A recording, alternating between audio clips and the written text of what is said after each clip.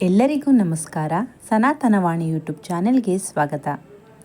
ಪ್ರತಿಯೊಬ್ಬರೂ ಸಾಮಾನ್ಯವಾಗಿ ಲಕ್ಷ್ಮೀ ದೇವಿಯ ಆಶೀರ್ವಾದವನ್ನು ಪಡೆದುಕೊಳ್ಳಲು ಬಯಸ್ತಾರೆ.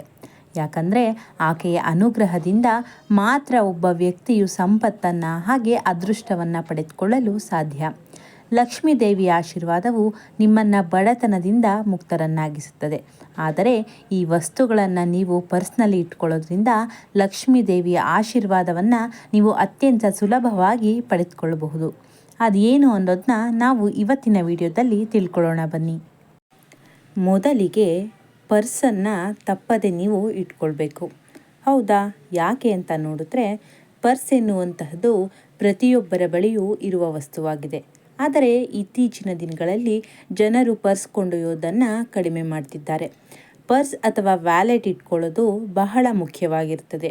ಪ್ರಸ್ತುತ ದಿನಗಳಲ್ಲಿ ಜನರು ಪರ್ಸ್ ಹಣವನ್ನು ಇಟ್ಕೊಂಡು ಓಡಾಡೋದಕ್ಕಿಂತ ಫೋನ್ಪೇ, ATM ಕಾರ್ಡ್ಗಳನ್ನು ಇಟ್ಕೊಂಡು ಓಡಾಡ್ತಿದ್ದಾರೆ.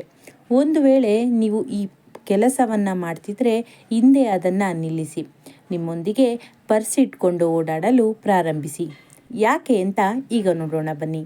ಹಣ ಎನ್ನುವುದು ಲಕ್ಷ್ಮೀ ದೇವಿಯ ಒಂದು ಸಂಕೇತ. ಹಾಗೆ ನೀವು ಪರ್ಸ್ ಅಥವಾ ವ್ಯಾಲೆಟಲ್ಲಿ ಸ್ವಲ್ಪ ಹಣವನ್ನಾದರೂ ಇಟ್ಕೊಳ್ಬೇಕು. ಯಾವುದೇ ಕಾರಣಕ್ಕೂ ಪರ್ಸಲ್ಲಿ ಒಂದು ಪೂರ್ತಿಯಾಗಿ ಅಂದರೆ ಯಾವುದೇ ಒಂದು ದುಡ್ಡಿಲ್ಲದೆ ಬರೀ ATM ಕಾರ್ಡ್ಗಳು ಈ ರೀತಿ ತಪ್ಪನ್ನು ಮಾಡಬಾರ್ದು. ಹಣಕ್ಕೆ ನೀವು ಮರ್ಯಾದೆ ಕೊಟ್ಟು ಈ ಪರ್ಸ್ ಅಥವಾ ವ್ಯಾಲೆಟಲ್ಲಿ ಸ್ವಲ್ಪ ಹಣವನ್ನಾದರೂ ದೇವಿಯ ಒಂದು ಹೆಸರಲ್ಲಿ ಇಟ್ಕೊಳ್ಳೋದ್ರಿಂದ ಲಕ್ಷ್ಮೀ ದೇವಿ ಆಶೀರ್ವಾದ ನಿಮಗೆ ಸಿಗುತ್ತೆ ಮತ್ತು ಲಕ್ಷ್ಮೀ ದೇವಿ ನಿಮಗೆ ಹಣದ ಲಾಭವನ್ನು ಕೂಡ ನೀಡ್ತಾಳೆ.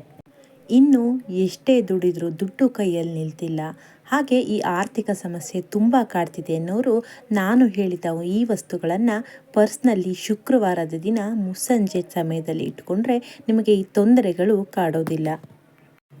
ಮೊದಲನೆಯದಾಗಿ ಬೆಳ್ಳಿ ನಾಣ್ಯ ಅಥವಾ ಬೆಳ್ಳಿಯ ಗುಂಡುಗಳು. ಹೌದು, ಇದನ್ನು ನೀವು ಯಾವುದೇ ಒಂದು ಬೆಳ್ಳಿ ನಾಣ್ಯ ಇರ್ಬೋದು, ಇದನ್ನು ಸಾದಾ ಇದ್ರೂ ನಡೆಯುತ್ತೆ. ಇದನ್ನು ನೀವು ಇಟ್ಕೊಳ್ಬೇಕು. ಇದು ನಿಮಗೆ ಸಮೃದ್ಧಿ ಮತ್ತು ನಿಮ್ಮ ಕುಟುಂಬಕ್ಕೆ ಉತ್ತಮ ಆರೋಗ್ಯವನ್ನು ಉತ್ತೇಜಿಸುತ್ತದೆ. ಕಾರಣ ಏನು ಅಂದರೆ ಬೆಳ್ಳಿಯು ಬಂದು ಶುಕ್ರನನ್ನು ಬಲಪಡಿಸುತ್ತೆ. ಶುಕ್ರನ ಅಧಿದೇವತೆ ಬಂದು ತಾಯಿ ಮಹಾಲಕ್ಷ್ಮಿ. ತಾಯಿ ಮಹಾಲಕ್ಷ್ಮಿ ನಮಗೆ ಒಂದು ಹಣದ ಒಂದು ಆರ್ಥಿಕ ಸಮಸ್ಯೆಯನ್ನು ಬಗೆಹರಿಸ್ತಾಳೆ. ಹಾಗಾಗಿ ಈ ವಸ್ತುಗಳನ್ನು ತಪ್ಪದೆ ನಿಮ್ಮ ಪರ್ಸ್ ಅಥವಾ ವ್ಯಾಲೆಟ್ನಲ್ಲಿ ಇಟ್ಕೊಳ್ಳಿ. ಇನ್ನು ಎರಡನೆಯದಾಗಿ ಹಿರಿಯರು ನೀಡಿದ ಒಂದು ಹಣವನ್ನು ನೀವು ಉಳಿಸಬೇಕು. ಹೌದು, ಹೇಗೆ ಅಂತ ನೋಡೋದಾದರೆ ನಿಮ್ಮ ಪೋಷಕರು ಅಥವಾ ನಿಮ್ಮ ಒಂದು ಅಜ್ಜಿ ತಾತ ಏನು ಇರ್ತಾರೆ, ಇವರು ತಮ್ಮ ಪ್ರೀತಿಯ ಸೂಚಕವಾಗಿ ನಿಮಗೆ ಹಣವನ್ನು ಉಡುಗೊರೆಯಾಗಿ ನೀಡಿದರೆ ಅದನ್ನು ನೀವು ಯಾವಾಗಲೂ ನಿಮ್ಮ ಪರ್ಸ್ನಲ್ಲಿ ಆ ಹಣವನ್ನು ಯಾವಾಗಲೂ ಕೊಂಡೊಯ್ತೀರಿ. ಹಾಗೆ ಈ ಹಣವನ್ನು ನೀವು ಎಂದಿಗೂ ಬಳಸಬಾರ್ದು. ಇದು ನಿಮಗೆ ಹಣವನ್ನು ಉಳಿಸಲು ಸಹಾಯ ಮಾಡುತ್ತದೆ ಮತ್ತು ನಿಮ್ಮ ಖರ್ಚನ್ನು ಯಾವಾಗಲೂ ನಿಯಂತ್ರಣದಲ್ಲಿಡುತ್ತದೆ. ಇದನ್ನು ಒಮ್ಮೆ ಪ್ರಯತ್ನ ಮಾಡಿ ನೋಡಿ, ಇದರ ಅನುಭವ ಸ್ವತಃ ನಿಮಗೆ ಆಗುತ್ತೆ. ಇನ್ನು ಲಕ್ಷ್ಮೀ ದೇವಿಯ ಭಾವಚಿತ್ರವನ್ನು ಪರ್ಸ್ನಲ್ಲಿ ಇಟ್ಕೊಳ್ಳೋದು. ತನ್ನ 2 ಆನೆಗಳೊಂದಿಗೆ ಕುಳಿತಿರುವ ಭಂಗಿಯಲ್ಲಿರುವ ಲಕ್ಷ್ಮೀ ದೇವಿಯ ಚಿತ್ರವನ್ನು ನೀವು ತಮ್ಮ ಜೇಬಿನಲ್ಲಿ ಇಟ್ಟುಕೊಂಡರೆ ನಿಮಗೆ ಆರೋಗ್ಯ ಮತ್ತು ಸಮೃದ್ಧಿಯನ್ನು ತರುತ್ತದೆ ಎಂದು ಶಾಸ್ತ್ರಗಳಲ್ಲಿ ಹೇಳಲಾಗುತ್ತದೆ. ಹಾಗಾಗಿ ಲಕ್ಷ್ಮೀ ದೇವಿಯ ಅಂದರೆ ಈ ಹಣಕ್ಕೆ ಸಂಬಂಧಿಸಿದ ಒಂದು ಅಧಿದೇವತೆಯ ಒಂದು ಭಾವಚಿತ್ರವನ್ನು ನಿಮ್ಮ ಪರ್ಸ್ನಲ್ಲಿ ಇಟ್ಟು ನೋಡಿ. ಇನ್ನು ಅಕ್ಕಿ.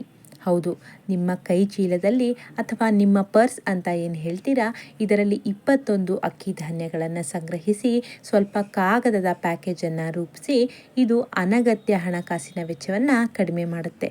ಹಾಗೆ ಲಕ್ಷ್ಮೀ ದೇವಿಗೆ ಕೆಲವು ಅಕ್ಕಿ ಕಾಳುಗಳನ್ನು ಅರ್ಪಿಸಿದ ನಂತರ ನೀವು ಅವುಗಳನ್ನು ನಿಮ್ಮ ಒಂದು ಪರ್ಸ್ನಲ್ಲಿ ಇಟ್ಕೊಳ್ಬೇಕು.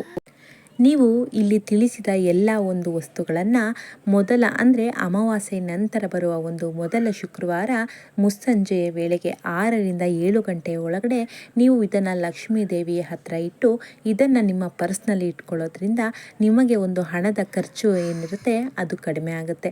ಹಾಗೆ ನಿಮಗೆ ಹಣದ ಒಂದು ಆರ್ಥಿಕ ಸಮಸ್ಯೆಗಳು ಎದುರಾಗೋಲ್ಲ. ಈ ಮಾಹಿತಿ ನಿಮಗೆ ಇಷ್ಟ ಆಗಿದ್ದರೆ ದಯವಿಟ್ಟು ಸನಾತನವಾಣಿ ಯೂಟ್ಯೂಬ್ ಚಾನೆಲ್ನ ಸಬ್ಸ್ಕ್ರೈಬ್ ಮಾಡಿ. ಹಾಗೆ ಉಳಿದವರಿಗೂ ಕೂಡ ಶೇರ್ ಮಾಡಿ. ಧನ್ಯವಾದಗಳು.